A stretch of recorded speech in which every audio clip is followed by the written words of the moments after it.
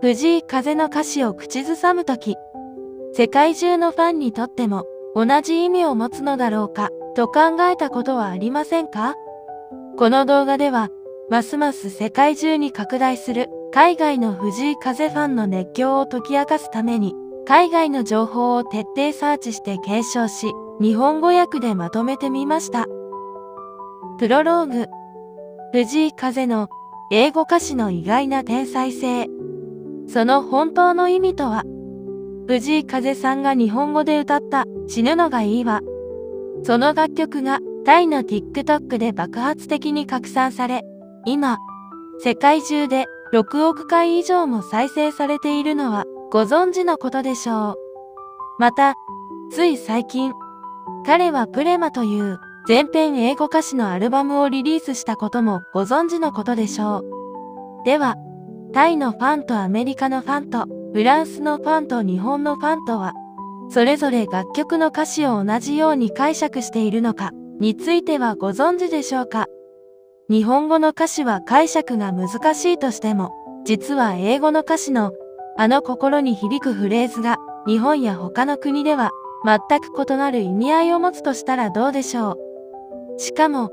それこそが風さんが英語詞に秘めた隠し要素によるものだったとしたらどうでしょう。藤井風は言語の壁を越えていくある秘密。藤井風が好きだけど英語の歌詞のどこかが聞き取れないと感じることはありませんか？あなただけではありません。では、彼の歌詞が世界中の聴衆にどのように響き、そして時にはどのように異なるのか。彼のユニークな芸術性への理解を深める新鮮な視点で、藤井風の英語詞の驚きのグローバル解釈を解き明かしましょう。今、あるとても興味深い現象が起きています。同じ楽曲を日本人のリスナーとアメリカ人のリスナーが聞いたとき、同じ英語詞をイギリス人が聞いたときとフランス人が聞いたとき、彼らは全く異なる意味をその歌詞に見出しているのです。一体なぜでしょうか？実はその背景には言語という単純な翻訳では決して説明しきれない極めて深い文化的な視点の違いが隠されていたのです。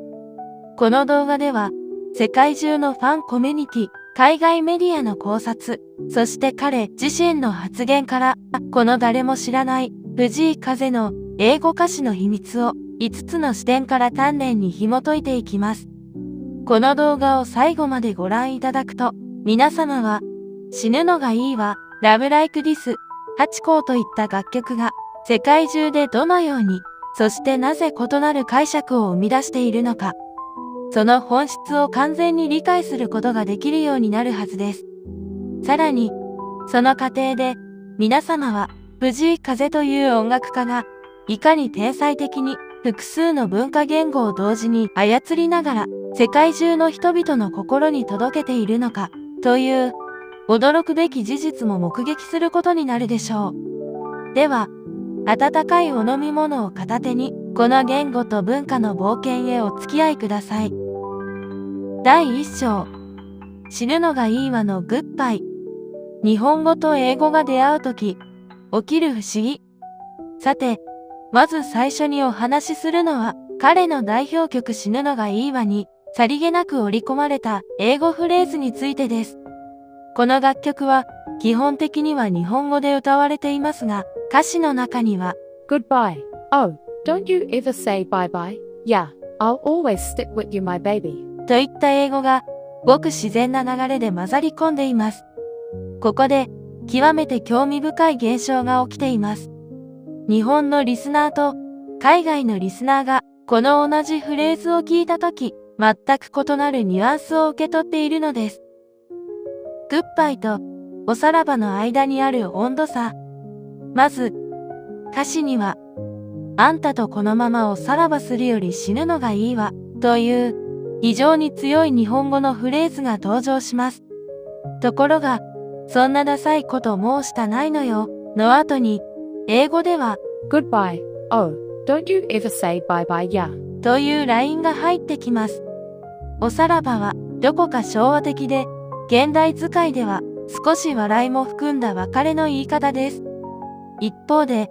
英語のグッバイは英語圏の感覚では本当にここで終わりにするというかなり重い響きを持つことが多い言葉です。日本語パート。おさらば、3度の飯よりあんたがいいといった少しユーモラスで泥臭い愛情表現。英語パート。Goodbye, don't you ever say bye-bye. さようなら、二度とその言葉を口にしないでくれという切実さの表現なのですが、日本のリスナーはこの英語部分をここでちょっと洋楽っぽい雰囲気になったなくらいに感じることも多いかもしれません。一方、英語ネイティブのリスナーはここで急に冗談抜きのグッバイが出てくるの感情的に結構重いと受け取る人も多いのです。つまり同じグッバイという単語でも日本語話者と英語話者が感じている重さが微妙に違う。この温度差こそが藤井風の歌詞の面白さの一つと言えます。I'll always stick with you, my baby. に込められた距離感。さらに注目したいのが I'll always stick with you, my baby. という英語フレーズです。stick with you は直訳すればずっと君のそばにいる、ずっと君にくっついている。しかし、この一文には英語圏リスナーから見るといくつかの特徴的なニュアンスがあります。1、with ya という崩した発音表記。with you を with ya と書くことで標準的な教科書英語ではなく、より口語的でラフな R&B ソウルっぽい響きになります。2、my baby という呼びかけ。恋人やとても大切な人に向けた甘くて親密な呼びかけで、日本語にそのまま置き換えると、あなた以上にベタっとした甘さがあります。日本人リスナーにとっては、英語喋れる人が歌ってる、ちょっとおしゃれで甘いフレーズくらいに聞こえることも多いでしょう。ところが英語ネイティブにとっては、かなりストレートで、感情むき出しの誓いの一言。照れ隠しなしで一生そばにいるよと言ってしまう、相当腹をくくった告白として受け取られることが多いのです。つまり、日本語話者にはちょっと照れくさいくらいの甘さに聞こえるセリフが、英語ネイティブにはガチの愛の宣言として刺さっているということです。海外ファンが感じている英語に切り替わる瞬間の魔法。海外のファンコミュニティでは、死ぬのがいいわについてこんな声がよく見られます。日本語でぐっと内側に潜っていた感情が英語になった瞬間に急に自分のこととして胸に飛び込んでくる。I'll always stick with you, my baby. のところで彼の日本人っぽさよりもただの一人の人間としての弱さと愛おしさが前に出てくる。つまり彼が英語を使う瞬間は日本人のアーティストが外国語を使っているというよりも一人の人間が世界共通語で本音をポロッと漏らしてしまった瞬間として受け取られているのです。日本語ネイティブのリスナーにとっては、あんた、3度の飯よりあんたがいい、死ぬのがいいわ、といった非常に日本的で土の匂いがする言葉が心に残ります。一方、英語ネイティブのリスナーにとっては、Goodbye, don't you ever say bye-bye. I'll always stick with you, my baby. といった英語フレーズが自分の恋愛や失恋の記憶と直結するリアルな一言として強く刻まれているのです。文化フィルターを通した同じ言葉の多様な解釈。ここで言語の観点から整理してみましょう。同じ英語フレーズでも次のように受け取り方が変わります。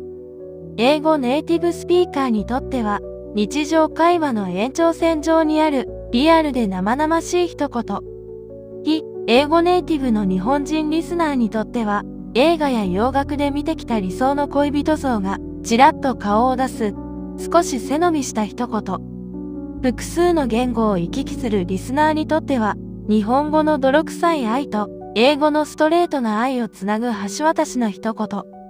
死ぬのがいいわは日本語の部分だけでも十分にドラマチックな楽曲ですが、そこに少しだけ混ざる英語が日本語だけでは届かなかった層にまで感情を拡張しているのです。第1章のまとめ。つまり、藤井風が死ぬのがいいわに英語フレーズを織り交ぜた理由は、単に歌詞の響きを良くするためでも、海外を意識したからでもありません。日本語のパートでは、3度の飯より、あんたがいいのよ、死ぬのがいいわ、という、日本語だからこそ、言える泥臭くて、ローカルな個人的な愛を表現し、英語のパートでは、Goodbye, I'll always stick with you, my baby. という、世界中の人が自分ごととして受け止められる普遍的な愛の言葉を差し込んでいる。言い換えると、日本語ということ、英語という全体を一つの楽曲の中で同時に成立させるための極めて意図的な選択だったとも言えるのです。この二つの言語をまたぐ感情表現の感覚がその後の全英語歌詞アルバムプレマへとどのようにつながっていくのか。次のセクションではその意図的な選択がさらに明確になる彼の全英語歌詞アルバムプレマについて詳しくお話ししていきます。第2章、プレマとラブライクリス。英語で書くとなぜ本音が出るのか。さて、ここからは2025年9月にリリースされた彼の第1作全英語歌詞アルバムプレマについてお話しします。このアルバムの制作過程で彼はアメリカの著名なソングライターシャイ・カーターとコラボレーションしました。シャイ・カーターはチャーリー・プースやキース・アーバンらのヒット曲を手掛けてきた世界的なソングライター、プロデューサーです。そのシャイと藤井風が初めてセッションしたとき、シャイ・カーターが驚いたことが台湾メディアの報道によって明かされました。シャイ・カーターが驚いた日本人離れした感情表現。台湾メディアの取材記事ではこう述べられています。藤井風は英語を喋れる日本人アーティストではなく、英語で感情を説明できるアーティストだった。つまり、単に文法的に正しい英語を話すのではなく、英語というフィルターを通すことで、初めて本当の感情が湧き出てくるという、極めて珍しい能力を持っていたのです。シャイ・カーター自身が以下のように述べています。藤井風ほど英語の感情的ニュアンスの引き出しを持っている日本人アーティストは見たことがない。弱さを表現する高度なニュアンス。さらに興味深いのは制作現場でのエピソードです。藤井風がシャイに対してこう述べたと言われています。このフレーズは強すぎる。もっと弱い感じがいい。この弱さという表現は英語の歌詞ではあまり使われない極めて高度な感覚です。シャイ・カーターはその時驚いていったと報道されています。君の感情の精度は恐ろしいほど高い。つまり藤井風は英語という言語を借りることで日本語では表現しきれないより繊細でより魂のレベルでの感情を言語化することができていたのです。ラブライクディスの隠れた多重性。では、具体的に楽曲ラブライクディスを見てみましょう。表面上、この曲はロマンティックなラブソングのように聞こえます。Baby, can I give it to you? Wherever I go, I feel you. I'll never find another love like this. 日本語に直訳すると、君にあげることができるか、どこへ行っても。君を感じる、こんな愛は二度と見つからないとなります。しかし、海外のファンコミュニティでは、この楽曲について全く異なる解釈が生まれています。海外ファン、スピリチュアルコミュニティ。この曲は、恋人への愛ではなく、魂の他者、ツインソウルへの祈りのように聞こえる。ラブライクディスという表現は、言葉では表現できないほどの深いつながりを示唆している。海外ファン、音楽理論家、like this という曖昧な表現が秀逸だ。このような愛、このような感覚というニュアンスを短く端的に歌詞として表現するには、この like this という英語でしか表現できないのかもしれない。海外ファン、小説翻訳家、ラブライクリスは直訳すると、こんな愛やこのような愛ですが、藤井風さんの楽曲の文脈では、想像を超えるほど深くて特別な愛、二度とないような唯一無二の愛、世界の中で見つけた救いのような愛といった、計り知れないほどの深い愛情を表現しています。単なるこんな愛ではなく、こんなにも素晴らしい愛という感動や驚きを含んだ特別なニュアンスを、この Like This 一言で表しているのは秀逸です。海外ファン、亡くした人への思い、亡くなった大切な人への愛のように聞こえる。二度と見つからないというフレーズが、その失った愛への永遠の敬意を示している。つまり、これらのレビューから感じるのは、同じ楽曲であっても、ロマンティックなラブソング、スピリチュアルなツインソウルへの祈り、亡くしたものへの永遠の愛、人間が自分自身の内側に見出す本当の愛、このすべてが同時にリスナーの中に成立しているのです。英語を選ぶことで初めて本音が出る理由。ここで重要な質問が生まれます。なぜ藤井風は英語で書くとより本当のメッセージが出るのか。その答えが彼自身のインタビューに隠されていました。藤井風はこう述べています。英語で歌詞を書くとき、日本語のような社会的期待や文化的な重みがない分、より自分の本当の感情に正直になれる。つまり、日本語という重い言語から解放されることで、彼はより魂の声を表現することができるのです。これは、多くの日本人アーティストが経験する極めて珍しい現象なのです。第2章のまとめ。つまり、プレマというアルバムは単なる英語詞の新作ではなく、藤井風の本当の心が初めて英語というフィルターを通して世界に届けられた瞬間を記録した作品なのです。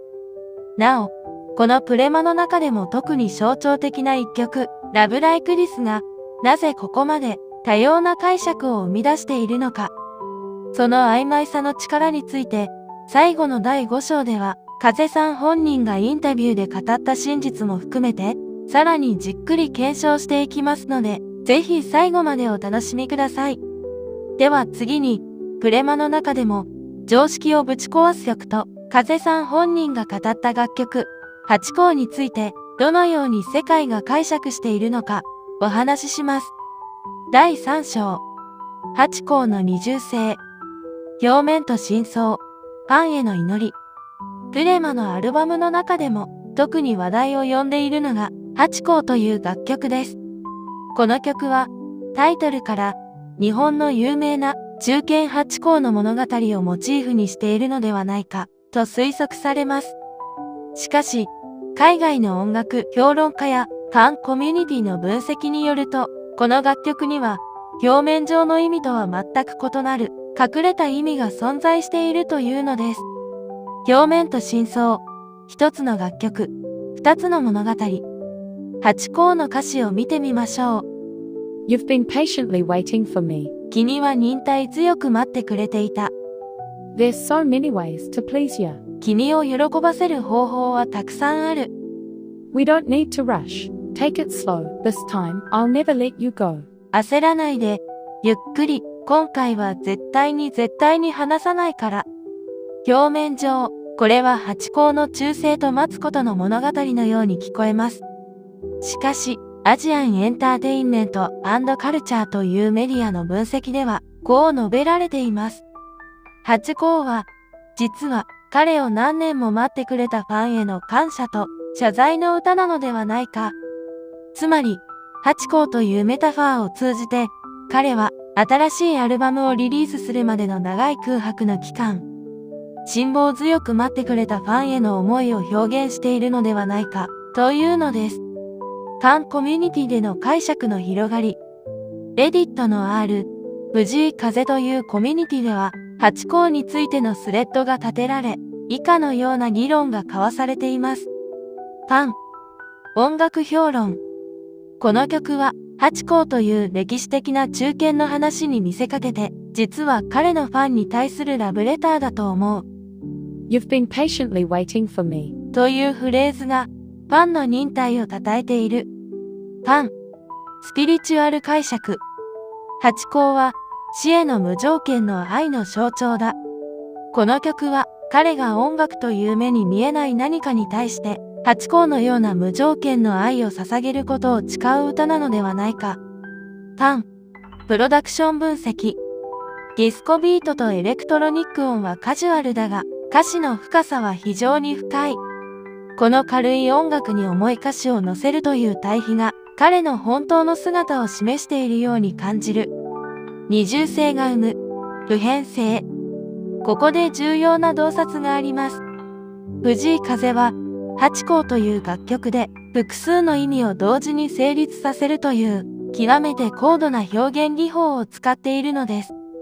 表面上は、ハチ公という有名な犬の物語。中層では、ファンへの感謝と謝罪。深層では、音楽という無形のものへの無条件の愛。これらが、すべて同時に存在することで、リスナーは、自分たちの経験や感情に応じて、異なる解釈を自由に選択することができるようになるのです。曖昧さの力、普遍性への道。音楽学者はこう指摘しています。藤井風の英語歌詞が世界中で愛される理由の一つは、その曖昧性にある。完璧に一つの意味に限定されていないから、多くの人が自分の物語を投影できる。つまり、ラブライクリスが同時にラブソングであり、スピリチュアルな祈りであり、慈愛への歌でもあるように、ハチ公も犬への敬礼であり、ファンへの感謝であり、音楽への愛でもあるのです。第4章のまとめ。つまり、藤井風の英語歌詞の秘密の一つは、翻訳では捉えきれない多重的な意味を同時に表現する能力にあるのです。では次に、このような複数の言語と文化を同時に操る能力が、実は、彼の人生経験や創作プロセスと、どのように結びついているのか、その根底にある仕組みをお話しします。第4章。翻訳では失われ、感情で発見される。言語の背景にある心の時間。ここで一つの根本的な質問に直面します。なぜ藤井風はこのような複数言語を同時に操る表現が可能なのか。その答えは単純な言語能力ではなく、むしろ彼の人生経験と創作哲学の深い層に隠されていたのです。英語は習得の過程ではなく魂の対話。台湾メディアのインタビューの中で、藤井風は英語で歌詞を書くとき、プレッシャーを感じることがあります。でも、めちゃくちゃいいインスピレーションが降ってきた瞬間、そのプレッシャーは一気に解き放たれるんです。といった趣旨の発言もしています。さらに、彼はこう続けています。もっと自由な気持ちで向き合い、自分より大きな存在に全てを委ねるような姿勢でいると、歌詞が驚くほどスムーズに書けるようになると気づきました。つまり、彼にとって英語で歌詞を書くという行為は、決して言語を翻訳することではなく、むしろ、自分より大きな何かとの対話、魂のレベルでの感情を、英語というフィルターを通して表現することなのです。日本語では言いにくい感情を、英語では素直になれる。ファンコミュニティの中では、こんな話題が何度も出ています。藤井風は英語の方が自分の気持ちをよりリアルに伝えられると言っているけど、これは彼が日本人の社会的期待から解放されているからなのではないか。つまり、日本語で歌詞を書く場合、ポップアイドルとしてふさわしいか、ファンにこれくらいの歌詞を期待されているのではないか、といった社会的な制限がある。英語で歌詞を書く場合、そのような日本の文化的重みがないため、より魂の本当の声を表現できる、という二層構造が生まれているのです。シャイ・カーターとの共同が解放した本当の才能。シャイ・カーターとの制作過程では、興味深い対話が交わされたと報道されています。藤井風がシャイに対して言ったことは、このフレーズは強い。もっと弱い感じがいい。これに対して、シャイ・カーターの反応。君の感情の精度は恐ろしいほど高い。こんな繊細なニュアンスを使える日本人アーティストは見たことがない。つまり、シャイ・カーターという世界的なソングライターからの承認を得ることで、藤井風は自分の本当の才能が日本語では限定されていたのではなく、実は英語というより大きなキャンバスで初めて全開になることに気づいたのです。ジャパングリッシュではなくグローバルエモーション。よく J-POP アーティストの英語詞はネイティブではないジャパングリッシュだと指摘されます。しかし、藤井風の場合はむしろそれが強みになっているのです。なぜなら、彼の英語は完璧な文法ではなく、感情を正直に表現した英語だからです。海外のネイティブリスナーは、むしろそこに人間らしさや誠実さを感じているのです。海外ファン、言語学者。彼の英語は勉強した英語ではなく、感じた英語だ。そこに神聖性がある。第4章のまとめ。つまり、藤井風の英語歌詞の秘密は、完璧さを求めるのではなく、本当の感情をその瞬間のベストな言語で表現することなのです。では、最後のセクションでこのような複言語的な表現が世界中の多様なリスナーにいかに普遍的に響いているのか、その最後のピースについてお話しします。第5章、曖昧さの力。複数の解釈が生む永遠の普遍性。さて、ここまで藤井風の英語歌詞について様々な視点からお話ししてきました。特にラブライクリスについては、第2章で1曲の中にいくつもの物語が共存しているという点を見てきましたが、この第5章では、その鍵になっている Like This というたった一言の曖昧さの力そのものにフォーカスしていきます。では、最後に最も根本的な質問に対面します。なぜ、彼の歌詞は世界中の異なるバックグラウンドを持つ人々に同時に自分ごととして響くのか。その答えは、実は曖昧さという一見欠点に見えるものの中に隠されていたのです。Like This という曖昧性の力。Love Like This や他の彼の英語楽曲に頻繁に出現するのが Like This という表現です。直訳すれば、こんな風にこのようなという意味ですが、この表現がもたらすニュアンスは実に複雑です。このような言葉では説明できない愛。この独特な感覚。このまま永遠に続く複数の意味が同時に成立しているのです。海外音楽評論家。Like This という表現が秀逸な理由は、それが完璧に一つの意味に限定されていないこと。リスナーは自分たちの経験や感情に応じてその意味を選択できる。ファンコミュニティでの解釈の多様性。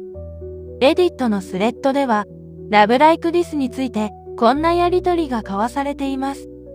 ァン1、ロマンティック解釈。この曲は運命的な恋人との愛についての歌だと思う。ファン2、スピリチュアル解釈。いや、これはツインソウル、魂のパートナーへの祈りだ。肉体的な恋人ではなく、魂レベルでのつながりを歌っているんだ。ファン3、セルフラブ解釈。むしろ、この言うは自分自身のこと。自分の中に見つけた本当の愛を歌っているんだと思う。ファン4、亡き者への愛。亡くなった人への永遠の愛のように聞こえる。二度と見つからないというフレーズが。そして、驚くべきことに、彼のコメントによると、これらの解釈のすべてが正しいのです。藤井風自身が語った複数の意味の同時成立。メロディーマガジンのインタビューで、藤井風はこう述べています。Love Like This は、ラブソングでもあるし、慈愛についての歌でもあり、亡き人への敬礼でもあります。聞く人によって、そして聞く人の人生段階によって、その意味は変わっていく。それでいいんです。つまり、彼は、意図的に複数の解釈が可能な歌詞を書いているのです。これは、ポップミュージックの文脈では非常に珍しいアプローチです。完璧さの否定が生む完璧な普遍性。ここで、重要なパラドックスが浮かび上がります。通常、良い歌詞とは、一つのメッセージをできるだけ明確に伝えることだと考えられています。しかし、藤井風は、むしろその逆をしているのです。多くの意味を同時に抱える歌詞を書くことで、より多くの人が自分ごととして受け取ることができるという全く逆のロジックを実践しているのです。海外のミュージシャンからもこんな評価が寄せられています。藤井風の天才性は完璧さではなく柔軟性にある。彼の歌詞は完成品ではなく白いキャンバスのようなもので、リスナーが自分たちの色を塗ることができるようになっている。世界中の異なるリスナーが見出す自分たちの物語。例えば、Love Like This という一曲が、日本の既婚女性には、夫との永遠の愛のメッセージとして響き、アメリカの独身男性には、自分自身との和解の物語として響き、イギリスの音楽評論家には、ポストモダン音楽の傑作として響き、インドのスピリチュアルコミュニティには、魂の進化への祈りとして響く。このようなことが、すべて同時に成立しているのです。これが、彼の普遍性の本質なのです。翻訳では失われ、感情で発見されるものの正体。YouTube のコメント欄には、こんなコメントが数多く見られます。Love Like This の歌詞を日本語に翻訳したバージョンを見たけど、何か大切なものが失われているような気がした。でも、英語版を聞き直すと、その失われたものが見える気がする。つまり、彼の英語歌詞には単なる言語の違いを超えた何かが存在しているのです。それは、もしかして、音と感情が一体化した言語超越的な何かなのかもしれません。第5章のまとめ。つまり、藤井風の英語歌詞の最大の秘密は、多くの意味を同時に抱えながら、複数のリスナーがそれぞれ自分の物語を投影できるようにデザインされていることなのです。これは、言語学的には曖昧性として扱われるかもしれませんが、実は、それは欠点ではなく、むしろ普遍性への最も近道なのです。では、最後に、今まで全ての情報を統合したエピローグで、この複雑な言語と文化の冒険をまとめ上げましょう。エピローグ、言語を超える、その先へ。いかがでしたでしょうか？結論にたどり着く前に、まずはこれまで辿ってきた5つの視点を簡単におさらいしてみましょう。ここまで、藤井風の英語歌詞について、以下の5つの視点から、その秘密を紐解いてまいりました。第1章では、死ぬのがいいわのグッバイ、文化フィルターを通した、同じ言葉の多様な重さ。第2章では、プレマと、ラブライクディス、英語を選ぶことで、初めて出現する本音。第3章では、8項の二重性、表面と真相を同時に持つ、メタファーの力。第4章では、翻訳では失われ、感情で発見される、言語の背景にある心の時間。第5章では、曖昧さの力、複数の解釈が生む、永遠の普遍性。ここで、あるとても興味深い事実に気づくことができます。藤井風の英語歌詞が、世界中で異なる意味を生み出し、異なるリスナーに同時に響くという現象は、実は、単なる言語的な現象ではなく、むしろ人間的な普遍性への到達を示しているのです。つまり、彼が、Love Like This という一曲で、ラブソングでもあり、スピリチュアルな祈りでもあり、セルフラブについての瞑想でもあり、亡き人への敬礼でもある、という複数の物語が同時に成立することを意図的に作り出しているのは、実は本当の愛というものは一つの言葉では説明できないという極めて深い人生哲学を表現しているのです。世界中の多様な人々が彼の楽曲の中に自分たちの物語を見出し、自分たちの言語でそれを解釈し、自分たちの心でその音楽を感じることができるようになっているのです。これは決して曖昧さという欠点ではなく、むしろ完璧な普遍性への最短距離なのです。皆様の中にもLove Like Thisを聞いたときに、あ、これは私の物語だと感じた方がいるかもしれません。その時に感じたその感覚こそが言語や翻訳では決して捉えきれない藤井風という音楽家が世界に届けようとしている本当のメッセージなのです。最後に皆様へのお願いです。もしこの動画をご覧になられた後、死ぬのがいいわ、Love Like This、ハチ公といった楽曲をもう一度聞き直していただけましたら幸いです。今回この動画で学んだ世界の複数の解釈を念頭に置きながら、その楽曲があなたの人生の中でどのような物語として響くのかを感じてみてください。きっと、その時、その楽曲は表面上の歌詞を超えて、より深い魂のレベルでの何かとして、あなたの心に届くはずです。また、皆様が感じた独自の解釈や、心に残った瞬間についてのコメントを、コメント欄にいただけましたら、本当に嬉しいです。その一つ一つのコメントを読むことで、また別の誰かが、風さんの音楽を新しい角度から、新しい言語で、新しい心で、出会うきっかけになるかもしれません。皆様の心に、いつも藤井風さんの優しい風が吹きますように。このチャンネルでは、このような音楽を通じて国境や言語を超えた相互理解についての話題をこれからも深掘りしてまいります。